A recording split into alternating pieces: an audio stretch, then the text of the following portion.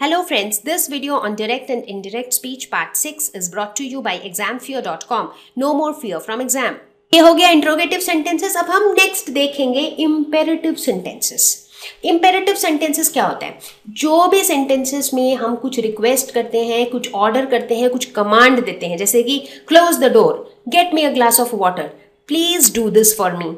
तो किसी को भी रिक्वेस्ट करना, किसी से भी कुछ काम करवाना, ये सब कुछ आता है इम्पेरेटिव सेंटेंसेस के अंदर। तो अब देखते हैं इसमें क्या फर्क होता है।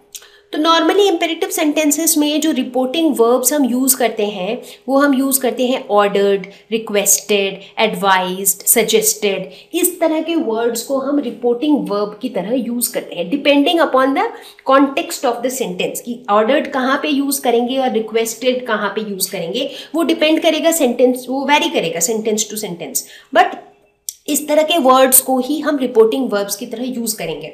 दूसरी बात, इसमें वर्ब का क्या रहेगा सीन?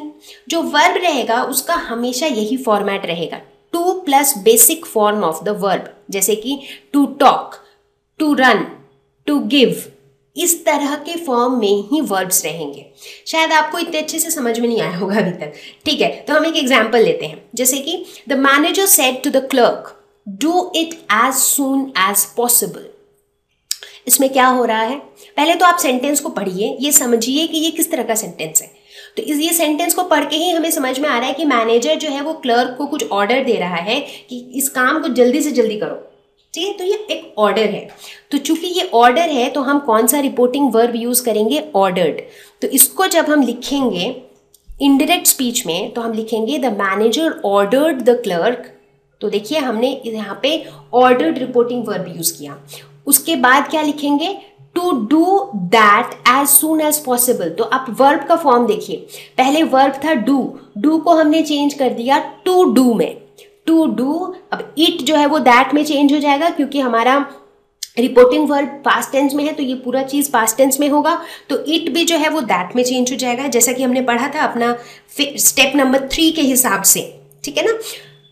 तो इस केस में क्या हुआ? काफी सिंपल है इम्पेरेटिव सेंटेंसेस। इसमें क्या करना है आपको? पहले तो आपको रिपोर्टिंग वर्ब को चेंज कर देना है, या तो ऑर्डर्ड या रिक्वेस्टेड या एडवाइज्ड, कुछ भी सेंटेंस के हिसाब से। दूसरा चीज है कि जो वर्ब है वो हमेशा to plus basic form of the verb होगा। बेसिक फॉर्म क्या होता है वर्ब का? जैसे इस केस में वर्ब है डू, तो डू का बेसिक फॉर्म है डू, सेकेंड फॉर्म हो जाएगा डिड और थर्ड फॉर्म हो जाएगा डन। ठीक है ना? तो किसी भी वर्ब का जो है बेसिक फॉर्म से पहले हम टू लगा देंगे और यही रहेगा हमारी इम्पेरेटिव सेंटेंसेस में। जब भी इम्पेरेटिव सेंटेंसेस को हमको इनडायरेक्ट स्पीच में कन्वर्ट करना है तो हम to plus basic form of the verb का यूज करेंगे। कुछ एग्जाम्पल्स और देखते हैं। The teacher said to the student come in. एक और सेंटेंस देखते हैं, the teacher said to the student please come इन।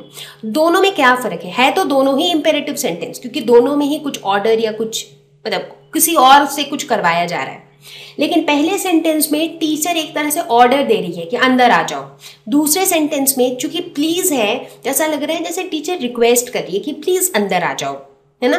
तो इस केस में हम दोनों सेंटेंसेस को लिखते हैं इनडायरेक्ट स्पीच में। तो सबसे पहले हम फर्स्ट सेंटेंस को लिखते हैं, तो इसको हम क्या लिखेंगे? The teacher ordered the student to come in, या फिर the teacher allowed the student to come in, कुछ भी लिख सकते हैं आप। The teacher allowed the student to come in. जो वर्ब था वो क्या था? कम था। कम को हमने क्या बना दिया? To plus base form of the verb, so to come बना दिया। उसी तरह जो सेकंड वाला सेंटेंस है उसमें ये एग्जैक्टली सेम रहेगा। इट इज जस्ट दैट हम अलाउड की जगह सेकंड वाले में रिक्वेस्टेड लिख सकते हैं, क्योंकि उसमें प्लीज है। जैसे ही प्लीज आ जाता है तो वो काइंड ऑफ एक रिक्वेस्ट हो जाता है, राइट? तो सेकंड वाले के लिए हम लिख सकते हैं कि the teacher requested the student to come in. ठीक है, तो आई थिंक आपको अब कॉन्सेप्ट क्लियर हो रहा होगा धीरे धीरे। मतलब देखो, बेसिक जो टेंस चेंज करने की जो बात है वो एग्जैक्टली सेम रहता है किसी भी तरह के सेंटेंस में। लेकिन ये जो अलग अलग तरीके के सेंटेंसेस होते हैं इनको हैंडल करने के लिए ये छोटे छोटे टिप्स हैं। चूंकि ये इम्पेरेटिव सेंटेंस है, बहुत बार बच्चे कंफ्यूज हो जाते हैं कि इसको कैसे हम इनडायरेक्ट में चेंज करें।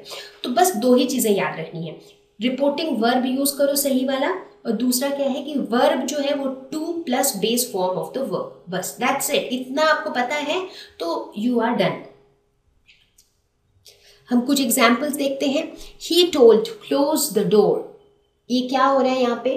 उसने कहा दरवाजा बंद करो, तो ये एक ऑर्डर दे रहा है, तो वो बंदा जो है वो ऑर्डर दे रहा है, तो ये सेंटेंस हमें ऑर्डर की बात कर रहा है। तो इसमें हम लोग कौन सा रिपोर्टिंग वर्ब यूज करेंगे? ऑर्डर्ड। सो ही ऑर्डर्ड, उसके बाद वर्ब कौन सा यूज करेंगे? To plus base form of the verb, that is to plus close.